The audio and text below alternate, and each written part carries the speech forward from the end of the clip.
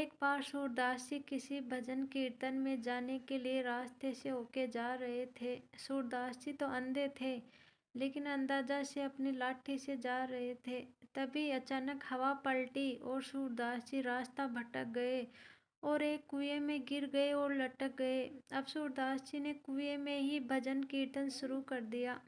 सूरदास जी की सरलता को देखकर भगवान एक बालक का रूप लेकर आए और सूरदास जी को कहा, बाबा आप ही मेरा हाथ पकड़ लो। सूरदास जी समझ गए, आ गए मेरे गिरधर गोपाल।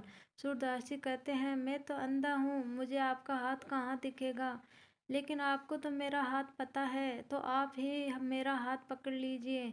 अब सूरदास जी का भगवान ने हाथ पकड़ लिया और सूरदास जी को बाहर लेके आ गए। अब सूरदास जी ने भगवान का हाथ पकड़ लिया। बालक ने कहा, छोड़ो मुझे। छोड़ दो बाबा।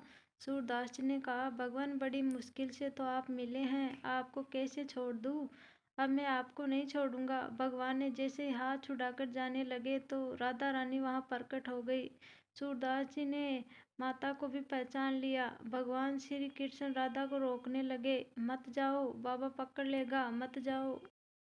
सूरदास जी ने राधा रानी के पैर पकड़ लिए और उनके हाथ में उनकी पायल आ गई। तब राधा रानी सूरदास जी की भक्ति से प्रसन्न होकर उनको आंखें लौटा दी। सूरदास जी ने जी भरकर हरि और राधा रानी को देखा। सूरदास जी ने भगवान से कहा, मुझे एक और वरदान दीजिए, आप मुझे वापस अंधा कर दीजिए। अब मैंने आपको देख लिया है, अब मुझे इन आंखों से किसी और को नहीं देखना है।